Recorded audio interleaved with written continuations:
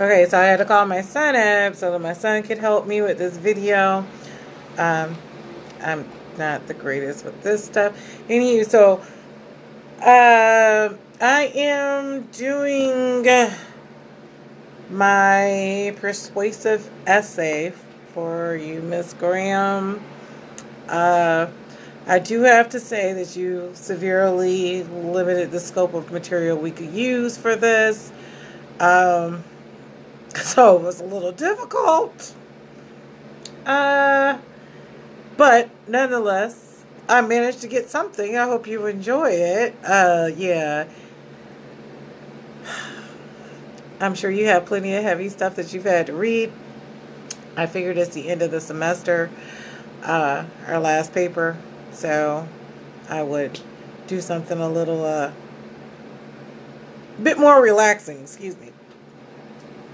So, my paper, Feng Shui. So, Feng Shui, what is it? What are the effects on the mind and the body? Is it for everyone? Does everyone use it on a subconscious level? I believe they do, and if they're not using it, each person can benefit from it. This seems to be a superficial topic, but is it? When Feng Shui is properly defined and the parameters of its existence are explored, fundamentally is anything but superficial. So I will be using the Rogerian approach for my argument with the pathos appeal. Most people, when they hear the term Feng Shui, they immediately think Asian culture. And then there's like this great debate that comes into play. It is Asian culture. The practice did originate some 4,000 years ago in China. However, it's evolved into almost every culture in some form. Asians are collectivists, promoting harmony both internally and externally, with the idea that one cannot attain true harmony with an individualistic approach, as most Westerners have adopted. Think of the United States, because we're an individualistic community, so to speak. Everything is about self. We don't really think of what we do, and how we act, our behaviors. We don't think about how that's going to affect someone else until we're forced to have to think about it. We think very singularly, whereas Asian culture, they don't. They look at it as a collective whole. Everything is interdependent. I'll get into that in a second. So, as I stated, Asians are collectivists. They're promoting harmony both internally and externally, with the idea that one cannot attain true harmony with an individualistic approach, as most Westerns have adopted. Just wanted to recap that. This concept is based on nature and its codependency to exist. All things work in tandem, thus creating balance. In every culture globally, we're striving for balance. So, Feng Shui. So in Chinese thought, it's a system of laws considered to govern spatial arrangement and orientation in relation to the flow of energy, or the Qi. I don't know. It's spelled QI. I'm not Asian. I don't know. And whose favorable or unfavorable effects are taken into account when sitting and designing buildings. That's according to the Cambridge Dictionary, not Wikipedia. It is the Chinese term for wind and water. It is a 4,000-year system of analyzing and altering the flow of energy in any environment, bringing about changes. The idea is based on the concept that every object in our surrounding environment has an influence on our lives. Energy, or qi, that I can pronounce. I like the chai tea and stuff like that, and the qi and whatever, can be altered to promote good health, prosperity, and happiness. That's according to TNN in 2011. According to the Chinese art of Feng Shui, there's that QI, or life force of your house feeds your energy and affects your wellness. It's according to Barker, 2009. If your home has good energy, you have good energy. Accomplishing Feng Shui is relatively easy. Must one have must, Jesus, Christmas. Accomplishing Feng Shui is relatively easy. One must have the 5 elements of wood, fire, water, metal, earth. So we got wood, fire, earth, metal, and water. Okay. In addition, you want to clear the clutter from your space. I will show you this dining room right now. It's a little cluttered. We probably don't want to do that. I will take you on a tour so I can show you some feng shui in the living room, because that's clean. When an area is cluttered, it is more often than not disorganized. Thus, you develop unorganized thinking. So if you think about it, if you place a single piece of paper down on a stack of papers, on a table full of identical papers, can you easily identify the paper you're looking for? Probably not. So hereby, it's entering the need for feng shui. So let's examine the elements aforementioned and their purposes, okay? So the 5 elements, again, you have to harmonize them, okay? So again, those elements were wood, fire, earth, metal, and water. So we're going to talk about how to harness them and get their benefits, okay? So the first one is wood. So those attributes are strength, growth, prosperity. The effects they have on other elements would be it feeds fire and it weakens the earth. How you will harness it is via plants and wooden furniture. Sit in the wood chair right here in my dining room. Yeah. There it is. It says it's most needed in your office. My dining room is serving as my office, so hey, that's another topic. So then we've got fire. Fire, those attributes are passion, heat, enthusiasm. The effects it has on other elements are it feeds the earth and it weakens metal. So you scorch the earth, suddenly the earth is really fertile. All kinds of nutrients come up out of it, right? You take and you put some heat to some metal. That metal is pliable. You can bend it, shape it, mold it into anything, right? So think of like a volcano. Molten ash. It just goes crazy, right? Bends, twisty, whatever, melts, anything. There you have it. So how you want to harness it are via candles, the fireplaces, red decor, oil lamps. It's most needed in your bedroom and the living room. So in your bedroom, me particularly, I love candles. I don't have any red in there because it's too bright for me, but I do love candles. So, I want to create a little ambiance, got a little company or whatever, I'm going to throw on a few candles and, hey, let's go. Red light special, although there's no red in there. In the living room, I love candles. Now, in the living room, I have those just there just because I just love them. So, like when I finish this video, I'm going to put on my funky tail robe. I'm going to grab my bottle of wine that's sitting here on the table. I'm going to pour it in my favorite glass. I'm going to go sit in the living room, light up some candles, put on some music, probably some Sade. And I'm going to sit back in the candlelight with my glass of wine and be funky and be happy because this paper is done. Yes. Don't act like you ain't do it because you've done it too. So then we've got earth. So earth, those attributes are stability and patience. The effects it has on other elements are it feeds metal and it weakens fire. How you want to harness it is ceramic vases, pottery, stones. It's most needed in the bathroom. So at first I was kind of wondering well, why would we need stone in the bathroom? And then I thought about it. I need the stone for the toilet. And something ceramic for my sink. And I don't know what that tub is made out of, but I sure do appreciate it. So I probably do need it. And then we've got 2 other ones. We've got metal. So those attributes are organization and protection. The effects it has on other elements is it feeds water, weakens the wood. How we harness it are from objects made from brass, silver, gold, pewter, or steel. It's most needed in the kitchen and the storage room. So, of course, it would be the kitchen and storage room because you need baker's racks, storage racks, pots and pans so you can cook, that stove so you can cook, the refrigerator so you can house your food that you want to cook. Yeah. Silverware so you can eat the food because we're not cavemen. We're not going to just take and put our hands in there and just, that's, some cultures do it, but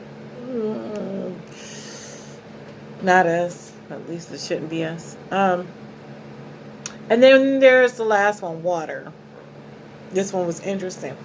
So water, the attributes are prosperity, wisdom, communication, figures, communication flows, right? Okay.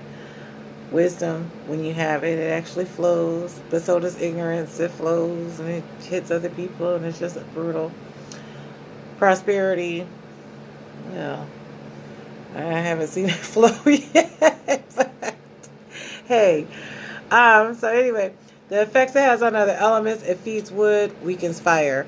How we're going to harness it are via aquariums and fountains. They say it's most needed in the entryway. So, here's my thing. If it's promoting communication, I don't want it in my dang on entryway because I don't feel like talking as soon as like I'm in the house. I don't want to do it. I don't want to do it.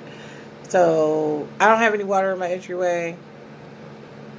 I have a very small entryway anyway. Even if I had a big one, there's not going to be any water. Okay, so, anywho. These elements are not restricted to the areas that are listed above, but that's where they're most effective. You can use them in any area in your home or in one central area. I spend a great deal of time downstairs in my living room and dining room. Therefore, I have most of these elements present in both rooms. I don't have, like I said, I don't have standing water in anything unless I'm having a special dinner, and then I'm going to use some special floating candles in my dining room at dinner. But that's reserved for if I have a special man over here for a date, which doesn't happen often. So, ironically, the candles, I'll show you.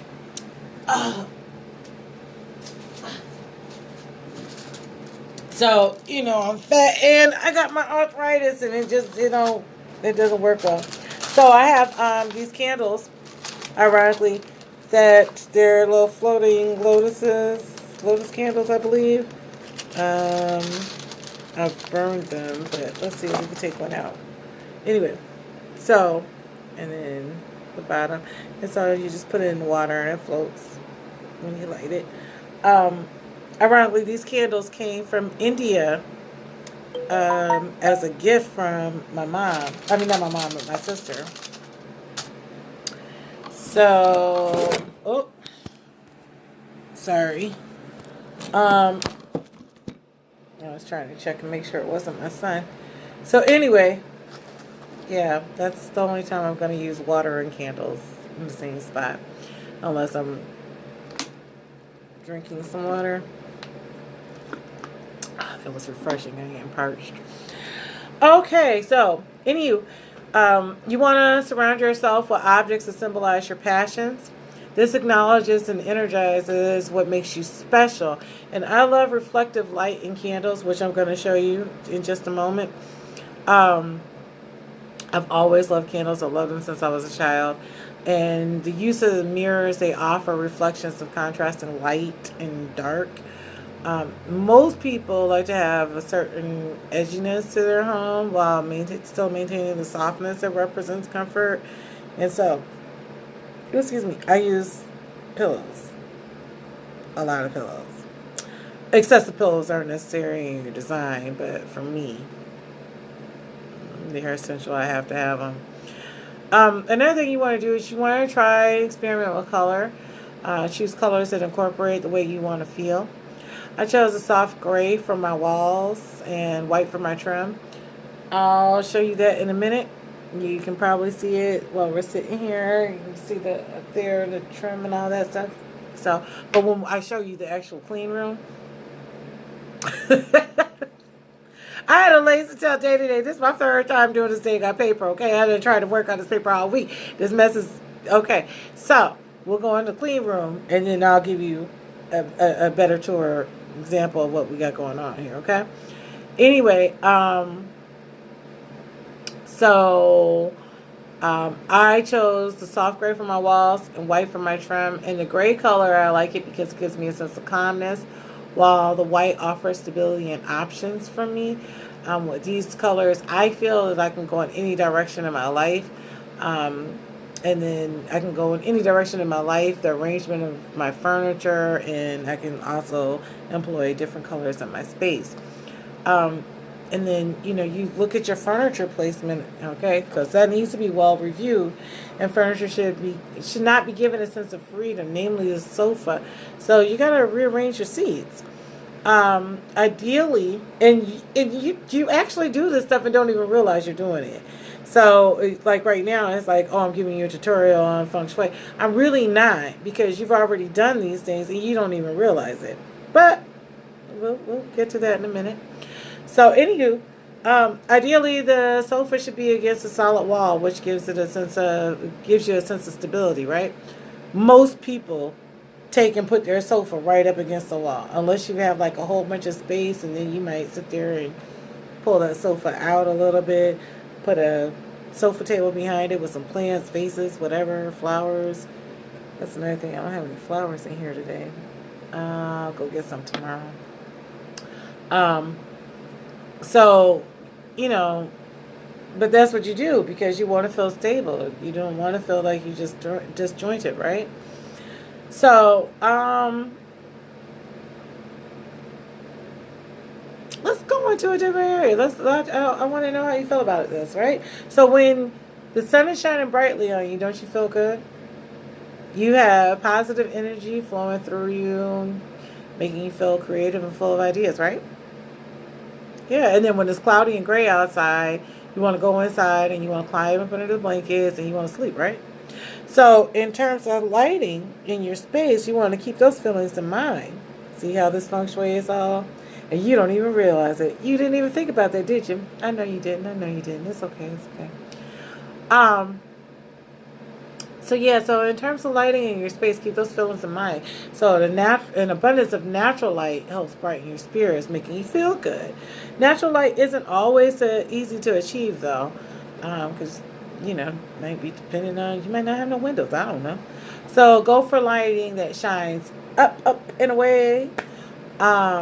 Recessed lighting, it's terrible for balancing energy. It brings the light down, making you look down and around and feel, well, you're going to feel down. So visualizing the environment with all the components in place makes you feel so balanced, does it not? Okay. Or are you someone that is constantly busy, that's accumulating tons of things? You need to function throughout the day for work or school. Sometimes I am that person. Do you have limited space? Yes, I do. Is it hard to find a place for all of your life, aka your things? Sometimes it is. You may also be a person who doesn't care for a lot of light, particularly sunlight. You may need a dark space for developing photos, sleeping, or, sad to say, you may just have some nosy neighbors and you don't want them looking in your place. That's a sad reality. I've got some nosy neighbors, but frankly, I just don't even care. I'm just like, whatever. Hope you break in and give me some stuff. Leave some money on the dresser. I don't know. Anywho, perhaps having empty spaces make you nervous or like you're forgetting to do something. There are people who feel as though they have to have something everywhere because otherwise they feel, I don't know, like their life is empty or something. I don't know. But that's another topic. So yeah, those empty spaces, they can make you nervous or like you're forgetting to do something. Or maybe it takes away the loneliness that you feel when you're living all alone, when you have a bunch of stuff. I don't know. Minimalism, I keep checking for my son. Sorry. It's Friday. He's in Texas. Usually he calls me up by now. He hasn't, so I don't know. So, anywho, minimalism, number grouping, and furniture stability may make you nervous. It may take away your sense of freedom by limiting your movement around them. You may want the ability to walk around the sofa. You can't grow plants. You don't like hard surfaces or metal or wood. Perhaps looking at sitting water makes you think of bacteria, because that's what it does for me. I think of amoebas and stuff. Anyway, there could be a host of reasons why this wouldn't work for you. You know, all styles aren't for everyone. But it's my contention that everyone uses Feng Shui in their homes or office. And it's become so commonplace that it's not easily recognized for what it is. On a very human level, we are seeking balance within. Recognition that one cannot attain true balance without harmony of our environment is vital. The essential elements, pun intended, are within the confounds of this essay. Fundamentally, we need sunlight to grow plants and food to keep us healthy. We need water to deliver nutrients and hydrate us. Wood is needed for a myriad of things, namely furniture, structural support, if we were to speak in tangible terms. We need earth to grow all things. This is where everything is nurtured. Lastly, we need fire to cook, for heat, conduction, etc. When was the last time you really looked around your home? Are you looking now? Probably. You're going to look later. You're going to think about it. Do you see any or all of the 5 elements needed for Feng Shui surrounding you? Are you sitting in a chair right now? Can you feel the wood? If it's really cushiony, probably not, but you know it's up in there, right? It's cold outside. You got your heat on? I know you do. I know you do. Ain't nobody sitting in the cold today. Ain't nobody sitting in the cold. That's why I didn't go outside to have a cigarette. I had a cigarette inside my house because it's too cold. My heat's on. RG&E is getting ready to abuse me this month, and it's okay. I'm going to take it. Do you have a gas stove? Do you have an electric stove? Do you have a stove? If you have any heating element, guess what? You got some fire, right? Do you have some fish? Not everybody has some fish. I don't know. What are your coasters made out of? Do you have a plant somewhere? Even if it is artificial. Because I'm going to show you. All my plants in my house are artificial because I'm too busy to tend to a live one, and but I need the greenery. I thrive off of seeing some green stuff. So it's been a little changed on getting me some plants that are just. But lately I have been getting some real flowers because they make me feel good. They make me feel good. So finally, you can see that you've been using Feng Shui all along in some type of form, right? Thank you. Now, let's illustrate my point. Let's see. Can we turn this camera around? Probably not. So we're going to do a backwards view. So, there we have it. Let's see if I can do it this way here and see. Can I see? Yep. Okay, so this is not a live plant, but this would be in accordance to Feng Shui, right? Because you got to have something green. So we're going to go inside of the clean room. This is the clean room. Okay, this is the clean room. So here inside the clean room, don't worry about that, bro. As you can see, I've got clear objects and stuff like that to make me feel good. So I've got my mirrors so it can reflect the light. My lamps, because typically in Feng Shui, don't mind that speaker. Typically in Feng Shui, they want you to have groups of 3. So even my, because that's balance, 3, kind of like church, God, the Father, Son, Holy Spirit, that type of thing. So I have the 3 legs on there. I love reflective, love reflective stuff. So there's the reflector. And then there's the green there, right? So then, let's see here. I'm going to turn it around. Okay, don't even pay attention in there. Let's just look at the table. So we've got the Buddha, and then I've got some coasters. That's not groups of three. But then we've got the little group of three here. Can you guys see that good? Yeah. Uh-huh. And inside of here are candles, just little dollar store candles, little white candles. And then over here, the fireplace, because remember I said I love, love, love candles. And then I have a mirror in there with the candles there. All for my little Feng Shui stuff. There's glass, lots of glass, and earthy colors and feelings and stuff. We're not going to keep looking at me. I'm going to turn it back around. And then, I like muted colors and stuff like that. So my day bed that I have here is King Louis XIV reproduction day bed. Okay, so and then as you can see, I have all the pillows on it because I love, love, love pillows, right? I love pillows. So, and this is my wood element. See? Let's see. It's all wood, and then my blankets down there, but whatever. And then we've got, there's metal. So I've got the clock up here. It's wrong because I don't know how to fix it. Who cares? But anyway, got it from at home. Metal. The little Jack's thing. This is actually ceramic. And my little yoga lady. Kind of looks like when I don't know. She looks like somebody. But anyway, she's my little yoga lady.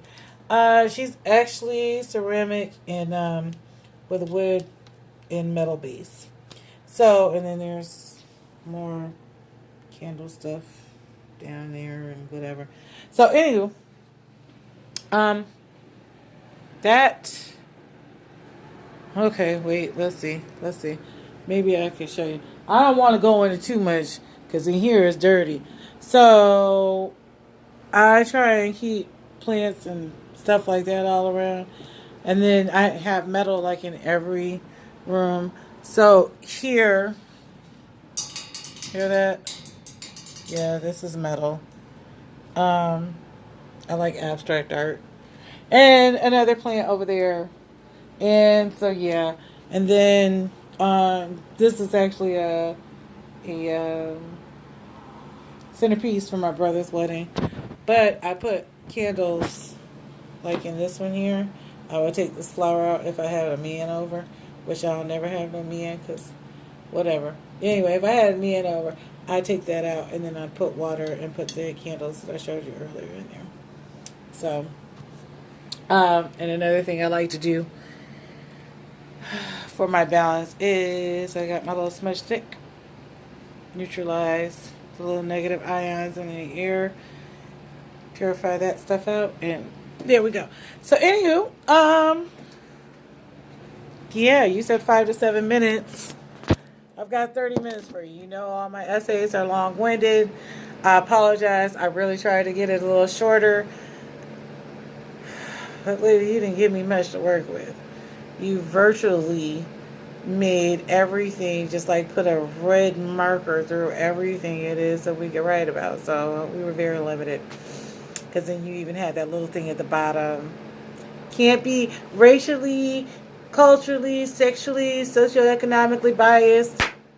Any topic that I choose would have been there. So anyway. Thank you. I'll see you on Monday. I'm going to upload my annotated bibliography as well. It's been a pleasure. Bye.